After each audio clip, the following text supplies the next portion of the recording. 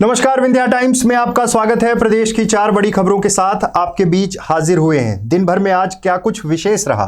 सबसे पहले उन तमाम सीटों का जिक्र, उपचुनावों का जिक्र जिसको लेकर सियासी पारा मध्य प्रदेश में उफान पर है। बजरंग दल के पूर्व राष्ट्रीय अध्यक्ष एवं ग्वालियर के दिग्गज भाजपा नेता जयभान सिंह पवैया, आखिरकार ऐसा लग रहा है कि अब जयभान सिंह पवैया की नाराजगी लगभग दूर हो गई है। ज्योतिरादित्य सिंधिया के एक समय के धुर विरोधी माने जाते हैं जयभान सिंह पवैया। वो दौर अलग था जब जयभान सिंह पवैया सांसद बने, उसके बाद मध्य प्रदेश में कैबिनेट मंत्री भी रहे।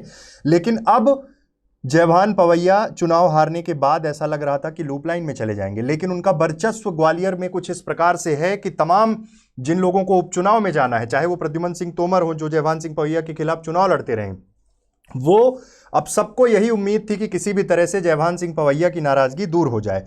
मुख्यमंत्री शिवराज सिंह चौहान ग्वालियर दौरे पर थे। जयभान सिंह पवैया से अलग आधे घंटे अलग बात की। बातचीत में सुलह भी हुई।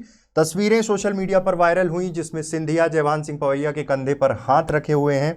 वहां पर जो विजुअल्स थे वो इस तरह से थे कि जयभान सिंह पवैया को सिंधिया ने हाथ जोड़कर नमस्कार किया। उसके बाद जब शिवराज सिंह चौहान ने उनसे आधे घंटे चर्चा कर ली थी, तब ये साफ हो गया था कि जयभान सिंह पवैया की नाराजगी अब दूर हो गई है।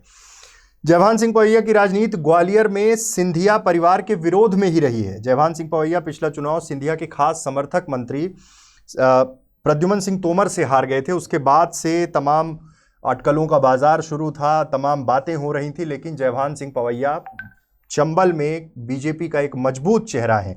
और अब सीएम से मिलने के बाद, तमाम बात होने के बाद ऐसा लग रहा है कि नाराजगी दूर हो गई है और अब जयभान सिंह पवैया उपचुनावों में जो लोग कांग्रेस छोड़कर भाजपा में शामिल हुए हैं उनका प्रचार भी करेंगे। ये चर्चा इसलिए भी बहुत जरूरी आज और कल रही, राजनीति में रही, क्योंकि जिस तरह की अटकलें थी कि उनकी नाराजगी है, प्रभात झा की भी नाराजगी की खबरें बीच बीच में सामने आ रही थी। लेकिन अब ऐसा लग रहा है कि बीजेपी ने अपनी संगठनात्मक क्षमताओं के तहत इन दिग्गजों को मना लिया है और अब वो फिर से एक बार भाजपा का जो प्रत्याशी होगा उसके लिए पूरे दमखम से काम करेंगे।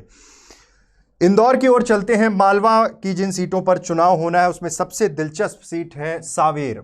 सावेर से कभी कमलनाथ के कैबिनेट में मंत्री रहे तुलसीराम सिलावट चुनाव मैदान में होंगे, लेकिन इस बार निशान होगा कमल का। सावेर विधानसभा में भाजपा प्रत्याशी तुलसी सिलावट के कार्यालय के उद्घाटन में कैलाश विजयवर्गीय पहुंचे थे। विजयवर्गीय जो अपनी तेज तर्राट छवि के लिए जाने जाते हैं, अपनी अलग कार्यशैली के लिए जाने जाते हैं, उनके बेटे बल्लेबाज विधायक जानते ही होंगे आप। विजयवर्गीय ने कांग्रेस पर तंज कसते हुए कहा कि कांग्रेसी कह रहे हैं कि भाजपा में शामिल होने के लिए ज्योतिरादित्य सिंधिया ने 50 करोड़ रुपए लिए हैं। साथ ही विजयवर्गीय ने तंज कसते हुए कहा कि जीतू पटवारी, कमलनाथ और दिग्विजय सिंह की जितनी प्रॉपर्टी है उतने का तो सिंधिया का एक ही महल है। ये राजनीतिक बयानबाजी अब अपने उफान पर होगी, क्योंकि उपचुनाव वैसे ही बहुत दिलचस्प होते हैं। पहले भी हमने देखा है मध्य प्रदेश में जिन सीटों पर उपचुनाव हुए तो दोनों ही दल पूरी ताकत के साथ लगते हैं, क्योंकि कम सीटों पर उपचुनाव और सबके केंद्र में यही होता है कि उपचुनाव में सीटें ज़्यादा से ज़्यादा अपने पक्ष में की जाए। ये कैलाश विजयवर्गीय का बयान आया। इस बयान के बाद अब देखना होगा कि कांग्रेस इसके पलटवार में क्या कहती है, लेकिन साफ है कि इस बयान के कई सियासी मायने निकाले जाएंगे, क्योंकि सीधे तौर पर जीतू पटवारी, दिग्विजय सिंह और कमलनाथ को आड़े हाथों लिया है। और प्रॉपर्टी का मसला, मतलब जो आरोप लगातार दिग्विजय सिंह लगाते रहे हैं, कांग्रेस बीजेपी में जो विधायक शामिल हुए हैं उनकी खरीद फरोख्त का आरोप कि 35-35 करोड़ में विधायक बिके और ये तमाम चीज़ें, उन सब चीज़ों को लेकर अब ये बयान आया है। फिलहाल इंतज़ार है कि इस बयान पर अब क्या रिएक्शन आएगा कांग्रेस का। मध्य प्रदेश में बाढ़ से हाहाकार मचा हुआ है।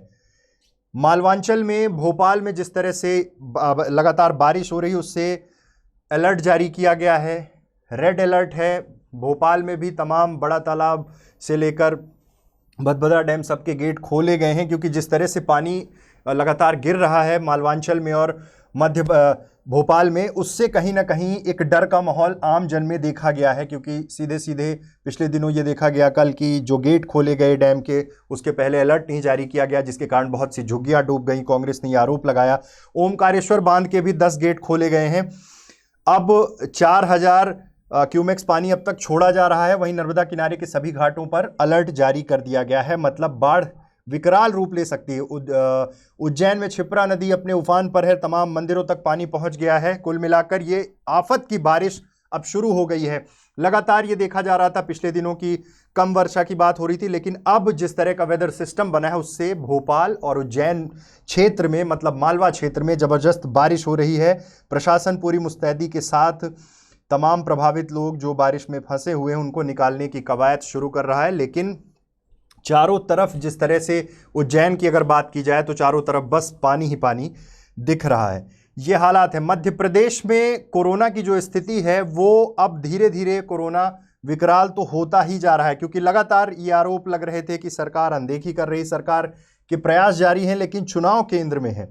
चुनाव केंद्र में होने के कारण स्थितियां ये हैं कि मध्य प्रदेश में अब कोरोना एक बार फिर से तेजी से बढ़ रहा है, मौत का आंकड़ा बढ़ रहा है। लेकिन सवाल यही उठता है कि सरकार कब इस तरह से कोरोना से कब फुल फ्लैश लड़ेगी, क्योंकि अब चुनाव आने वाले हैं तो चुनावों पर भी सब लग गए हैं। अब स्वास्थ्य मंत्री प्रभुराम चौधरी ने भी बाकायदे ट्वीट कर इन्फॉर्मेशन दी कि वो खुद कोरोना पॉजिटिव हैं। पीडब्ल्यूडी मंत्री गोपाल भार्गव पहले ही पॉजिटिव हो गए। अरविंद भदौरिया, शिवराज सिंह चौहान, लंबी लिस्ट मध्य प्रदेश में बनती जा रही, जो पहले ही कोविड पॉजिटिव हो गए थे, ठीक होकर फिर से मैदान में हैं। तुलसी सिलावट, मोहन यादव, विश्वास सारंग, ये सब पहले ही संक्रमित हो चुके हैं। स्थितियां ये हैं कि अब किसी भी तरह से लड़ना है और मौतों का आंकड़ा भी मध्य प्रदेश में तेजी से बढ़ रहा है। तो अब देखना होगा कि सरकार इस दिशा में क्या कदम उठाती है, क्योंकि प्रयास जारी हैं लेकिन स्थिति अब भी नियंत्रण में नहीं है। तो ये थी आज दिन भर की 4 बड़ी खबरें। सियासी पारा मध्य प्रदेश का फिर से बढ़ रहा है, क्योंकि मध्य प्रदेश में उपचुनाव होने वाले हैं। उपचुनावों में कैसी स्थिति बनेगी ये देखना होगा। फिलहाल परिस्थितियां ये हैं कि अब सरकार कोरोना के साथ साथ उसे चुनाव में भी लड़ना है, मतलब दोहरी लड़ाई है। बहुत बहुत धन्यवाद।